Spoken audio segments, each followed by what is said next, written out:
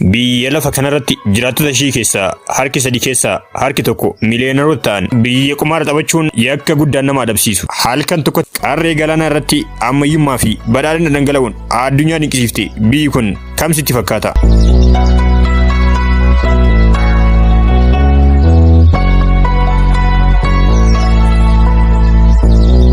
Har'a gara Moonaakoo ishee iccitii qananii fi doolaara biliyoonaan guutamteetti waliin imalla. Moonaakoon addunyaa irratti biyya Vaatikaanii aanuun ishii xiqqoo lammaffaadha.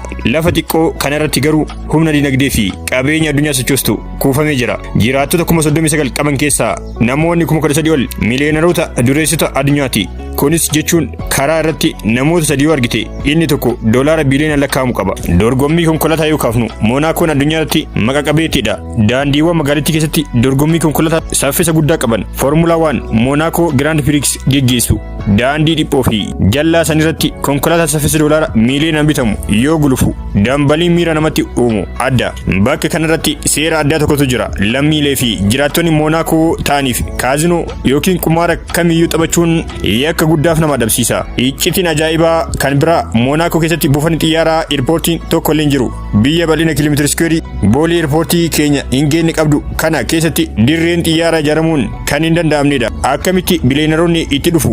Dureeyyoonni xiyyaara dhuunfaa isaaniitiin buufata xiyyaara Faransaay keessa jiru irratti qubatu. Achii ka'uun daqiiqaa 7 qofa keessatti helikooftara fayyadamanii yookiin riqicha galaanaa irratti moodeela konkolaataa qaalii oofuun gara Monaakootti lixu.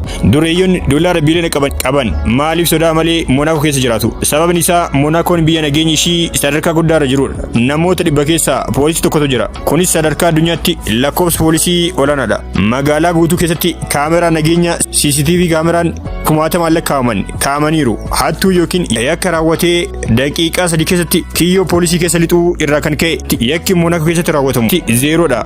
Galaan Meeditiraanii irra yoo ilaaltu bidiruuwwan qananii doolaara miiliyoona 100 ol gatii isaanii ta'an lakkoofsa malee dambali'an argatta.